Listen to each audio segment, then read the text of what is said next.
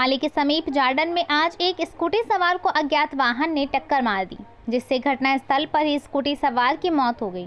घटना की जानकारी मिलते ही जार्डन पुलिस चौकी स्टाफ मौके पर पहुंचा और शव को पाली के बांगड़ अस्पताल की मॉर्चरी में रखवाया। पुलिस सूत्रों के अनुसार बड़ा गुड़ा निवासी भुंडाराम पुत्र अचलाराम प्रजापत अपनी स्कूटी से पाली से बड़ा गुड़ा जा रहा था कि जार्डन के श्री ओम विश्वदीप गुरुकुल आश्रम के समीप किसी अज्ञात वाहन ने टक्कर मार दी, जिससे मृतक स्कूटी से अनबैलेंस होकर नीचे गिर गया और गंभीर रूप से चोटिल हो गया, जहां उसकी मौत हो गई। पुलिस ने शव को बांगड़ के अस्पताल की मॉर्चरी में रखवाया है। कोरोना के खिलाफ महायुद्ध में राजस्थान सरकार ने प्लाज्मा थेरेपी के माध्यम से अब तक लगभग 150 गंभीर रूप से संक्रमित मरीजों की जान बचाई है। प्लाज्मा थेरेपी अब जयपुर, जोधपुर, उदयपुर, कोटा और बीकानेर में उपलब्ध है तथा राजस्थान सरकार ने जयपुर और कोटा में प्लाज्मा डोनेशन बैंक भी स्थापित किए हैं। उल्लेखनीय है कि हाल ही में झुंझुनू शहर में एक ही दिन में 48 कोरोना विजयी व्यक्तियों ने प्लाज्मा दान कर एक प्रेरणादायक मिसाल प्रस्तुत की है। अगर आप भी कोरोना से संक्रमित होने के बाद उस पर विजय प्राप्त कर चुके हैं और आपको ठीक हुए कम से कम 14 दिन हो चुके हैं, तो आपके रक्त में वह प्लाज्मा है जो कोरोना के गंभीर मामलों में प्रभावशाली इलाज साबित होकर अनेक जीवन बचा रहा है। और हाँ, प्लाज्मा डोनेशन से डोनर के स्वास्थ्य को किसी भी प्रकार की हानि नहीं होती है। तो आइए इस महान उद्देश्य में योगदान करें, निश्चिंत होकर प्लाज्मा दान करें। सूचना एवं जनसंपर्क विभाग राजस्थान सरकार द्वारा जनहित में जारी। NSUI के प्रदेश सचिव व पूर्व छात्र संघ अध्यक्ष गणपत पटेल के नेतृत्व में प्रदेश अध्यक्ष अभिषेक चौधरी के निर्देशानुसार राजीव गांधी स्मृति भवन पाली में आज बुधवार को प्रेस वार्ता रखी गई, जिसमें NSUI कार्यकर्ताओं द्वारा 17 सितंबर को राष्ट्रीय बेरोजगारी दिवस के रूप में मनाने का निर्णय लिया गया। गणपत पटेल ने बताया कि देश में रोजगार का संकट दिन प्रतिदिन गहराता जा रहा है। वर्तमान देश में बेरोजगारी दर 20% से भी अधिक है। भारतीय अर्थव्यवस्था 2 मार्च 2020 को जारी की गई मुताबिक फरवरी महीने में देश में बेरोजगारी की दर बढ़कर 7.78% हो गई थी, जो जनवरी 2020 में 7.16 थी। अक्टूबर 2019 के बाद यह आंकड़ा सबसे ज़्यादा है, जो दर्शाता है कि देश में बेरोजगारी की गंभीर समस्या न सिर्फ बरकरार है बल्कि और बढ़ गई है। राज्य के कन्या महाविद्यालय पाली छात्रा संघ अध्यक्ष चर्चिल बोहरा ने कहा कि देश में शिक्षित लोगों के बीच बेरोजगारी विकराल रूप धारण करती जा रही है। उच्च शिक्षित युवाओं की बेरोजगारी दर बढ़कर लगभग 60% तक पहुँच गई है। गणपत पटेल ने बताया कि संयुक्त राष्ट्र की 2014 की एक रिपोर्ट के मुताबिक भारत दुनिया का सबसे युवा देश है, जहां 35.6 करोड़ आबादी युवकों की है। किसी भी देश की तरक्की काफ़ी हद तक वहां के युवकों को मिलने वाली रोजगार पर निर्भर करती है, लेकिन अगर युवाओं को पर्याप्त रोजगार ना मिले तो न सिर्फ उनके सपने टूटते हैं बल्कि अवसाद के कारण उनके गलत कदम उठाने की ओर बढ़ने की संभावना भी रहती है और इसके भयंकर परिणाम भी सामने आ रहे हैं। पूर्व छात्र संघ अध्यक्ष राजेंद्र सिंह राजपुरोहित ने बताया कि नेशनल क्राइम रिपोर्ट ब्यूरो की रिपोर्ट इसकी पुष्टि भी करता है। रिपोर्ट के मुताबिक 2018 में बेरोजगार लोगों ने आत्महत्या की है, जो अपनी आप में एक शर्मनाक रिकॉर्ड है। वर्ष 2018 में 12,936 लोगों ने बेरोजगारी से तंग आकर आत्महत्या कर ली थी। राज्य के बांगड़ महाविद्यालय पाली पूर्व छात्र संघ महासचिव राधेश्याम सांखला ने कहा कि युवाओं के रोजगार को आम चुनावों में प्रमुख मुद्दा बनाने वाली भाजपा सरकार चाहे लाख दावे करे, लेकिन रोजगार के मुद्दे पर वह पूरी तरह असफल और बेबस नजर आ रही है। भारतीय जनता पार्टी ने चुनाव के दौरान हर वर्ष 2 करोड़ से अधिक रोजगार देने का वादा किया था, जबकि मोदी सरकार आने के बाद देश में रोजगार के हाल और ज़्यादा खराब हुए हैं। युवाओं को 2 करोड़ रोजगार मिलने की बात तो दूर, देश में आर्थिक मंदी आने से लोगों की अपनी नौकरियों से भी हाथ धोना पड़ रहा है। इस अवसर पर पाली कांग्रेस निवर्तमान ब्लॉक सह सचिव राजेंद्र सिंह चौधरी, ललित बोहरा, लक्ष्मण पटेल, संजय सिरवी, प्रकाश वैष्णव, महेंद्र अनवर व NSUI कार्यकर्ता प्रेस वार्ता में उपस्थित रहे। आज दुनिया भर के वैज्ञानिक और डॉक्टर्स कोरोना महामारी के इलाज की खोज में लगे हैं, किंतु जब तक इसका निदान नहीं मिल जाता तब तक ये समझना जरूरी है कि कोरोना के अदृश्य विषाणु हमारे इर्द गिर्द कब और कैसे फैलते हैं। हाल ही में हुए शोध से ज्ञात हुआ है कि हर सांस हमारे वातावरण में प्रति मिनट 20 से अधिक विषाणु प्रवाहित कर सकती है तथा केवल आपस में बातचीत के दौरान भी प्रति मिनट 200 से भी अधिक विषाणु फैल सकते हैं। और सबसे खतरनाक बात है कि खांसने और छींकने की प्रक्रिया से बेहवादार कमरे में घंटों घातक असर रखने वाले 20 करोड़ विषाणु उत्पन्न हो सकते हैं, जिनमें से मात्र 1000 विषाणु ही काफी हैं एक स्वस्थ व्यक्ति को गंभीर रूप से संक्रमित करने के लिए। इसलिए समझें कोरोना का संक्रमण जाल, हाथ धोएं, मास्क पहने, उचित दूरी का रखें ख्याल और इस महामारी से स्वयं को बचाएं हर हाल। सूचना एवं जनसंपर्क विभाग, राजस्थान सरकार द्वारा जनहित में जारी। सांडेराव गांव से 4 लेन होते हुए पाली की तरफ जाने वाली एक गैस पाइपलाइन डालने के कार्य में स्थानीय पंचायत प्रशासन के साथ सरकारी अधिकारियों की अनदेखी के चलते यहां नागरिक काफ़ी परेशान हैं।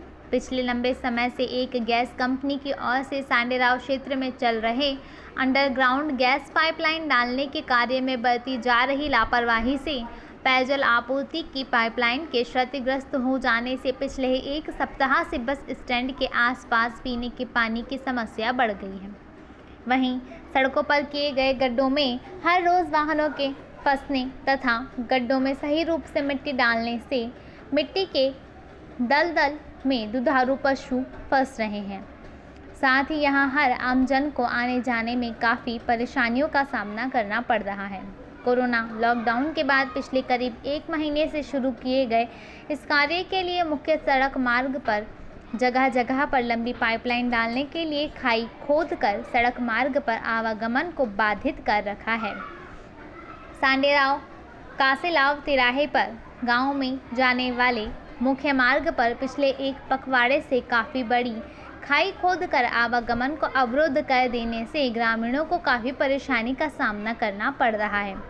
निर्माण कंपनी के अधिकारी व कर्मचारियों से ग्रामीणों की इस गंभीर समस्या के संबंध में पूछे जाने पर कोई संतोषजनक जवाब नहीं मिल रहा है।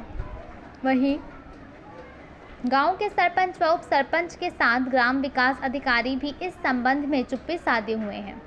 इंद्रप्रस्थ गैस लिमिटेड कंपनी की ओर से चलाए जा रहे इस कार्य में हो रही लापरवाही से ग्रामीणों को हो रही परेशानी के बारे में पूछे जाने पर कंपनी के डिप्टी मैनेजर नरपत सिंह, मेघवाल सिंह सहित अन्य अधिकारी टालमटोल जवाब दे रहे हैं। हमने पाइपलाइन डालने के बाद सड़कों पर मिट्टी डालकर अधिकारियों को बता दिया है, जबकि यहां पर आज भी कार्य चल रहा है। इधर ग्राम पंचायत के सरपंच व उप सरपंच ने बताया कि गैस कंपनी द्वारा सार्वजनिक निर्माण विभाग सुमेरपुर के अधिकारियों से स्वीकृति लेकर कार्य किया जा रहा है, जिसमें हम हस्तक्षेप नहीं कर सकते हैं। कोरोना की चपेट में आहत हूँ किंतु आशावान हूँ। मैं राजस्थान हूँ। मेरे दामन में फैली हैं हिम्मत, जांबाजी और दिलेरी की दास्तां। मेरे आंचल में सिमटी हैं भक्ति, प्रेम और त्याग की कहानियां। मेरी मिट्टी में इबादत के कई रंग बसते हैं। मेरे रक्त से पांव मचलते हैं। मेरे हाथों के हुनर का ना कोई सानी है। मेरी मेहमान नवाजी की दुनिया दीवानी है। इठलाती मूछों और पगड़ियों की आन हूँ, चुंदड़ी और लहरियों की शान हूँ। हाँ, मैं राजस्थान हूँ। मेरे धैर्य को वक्त बार बार आजमाता है। कभी युद्ध, कभी अकाल, कभी महामारी के खौफ से डराता है। मगर मुझे तो आदत है कुदरत के इम्तिहानों की, और मेरी फितरत है हर बार जीत जाने की। हर दिल में उसी जीत का अरमान हूँ। सतर्क हूँ, सावधान हूँ। मैं राजस्थान हूँ। प्रदेश में निजी चिकित्सा संस्थानों और लैबों में कोविड-19 की जांच की निर्धारित दरें कम की गई हैं। अब यह जांच 1200 रुपये में हो सकेगी। चिकित्सा मंत्री डॉक्टर रघु शर्मा ने बताया कि RT-PCR testing kit, reagents, VTM kit तथा अन्य कंज्यूमेबल्स की कीमतों में आई कमी तथा आमजन को कम कीमतों पर जांच सुविधा उपलब्ध कराने को दृष्टिगत रखते हुए सवाई मानसिंह मेडिकल कॉलेज के वरिष्ठ चिकित्सकों एवं विषय विशेषज्ञों के साथ विचार विमर्श उपरांत यह निर्णय लिया गया है। चिकित्सा एवं स्वास्थ्य विभाग के प्रमुख शासन सचिव अखिल अरोड़ा ने आज इस संबंध में आदेश भी जारी कर दिया है। इस आदेश के अनुसार आमजन को कम कीमतों पर सहज एवं सुलभ जांच सुविधा उपलब्ध करवाने हेतु राजस्थान महामारी अध्यादेश 2020 की धारा 4 में प्रदत्त शक्तियों का उपयोग करते हुए NABL मान्यता प्राप्त एवं ICMR से कोविड-19 की जांच हेतु अनुमोदित निजी जांच प्रयोगशालाओं में कोविड-19 की RT-PCR जांच की अधिकतम दर 1200 रुपये में GST निर्धारित की गई है। कोरोना के खिलाफ महायुद्ध में राजस्थान सरकार ने प्लाज्मा थेरेपी के माध्यम से अब तक लगभग 150 गंभीर रूप से संक्रमित मरीजों की जान बचाई है। प्लाज्मा थेरेपी अब जयपुर, जोधपुर, उदयपुर, कोटा और बीकानेर में उपलब्ध है तथा राजस्थान सरकार ने जयपुर और कोटा में प्लाज्मा डोनेशन बैंक भी स्थापित किए हैं। उल्लेखनीय है कि हाल ही में झुंझुनू शहर में एक ही दिन में 48 कोरोना विजयी व्यक्तियों ने प्लाज्मा दान कर एक प्रेरणादायक मिसाल प्रस्तुत की है। अगर आप भी कोरोना से संक्रमित होने के बाद उस पर विजय प्राप्त कर चुके हैं और आपको ठीक हुए कम से कम 14 दिन हो चुके हैं, तो आपके रक्त में वह प्लाज्मा है जो कोरोना के गंभीर मामलों में प्रभावशाली इलाज साबित होकर अनेक जीवन बचा रहा है। और हाँ, प्लाज्मा डोनेशन से डोनर के स्वास्थ्य को किसी भी प्रकार की हानि नहीं होती है। तो आइए इस महान उद्देश्य में योगदान करें, निश्चिंत होकर प्लाज्मा दान करें।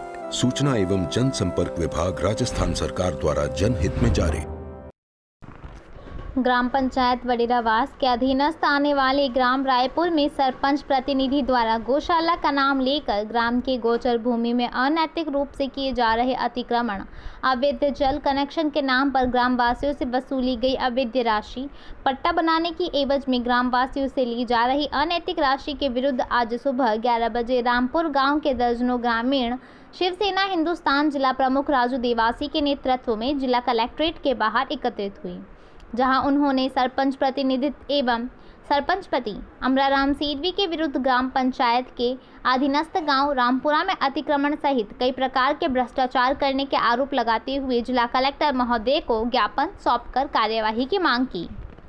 सौंपे गए ज्ञापन में बताया कि सरपंच प्रतिनिधि एवं सरपंचपति अमराराम द्वारा गौशाला के नाम पर गांव की गोचर भूमि पर खुलेआम अतिक्रमण किया जा रहा है।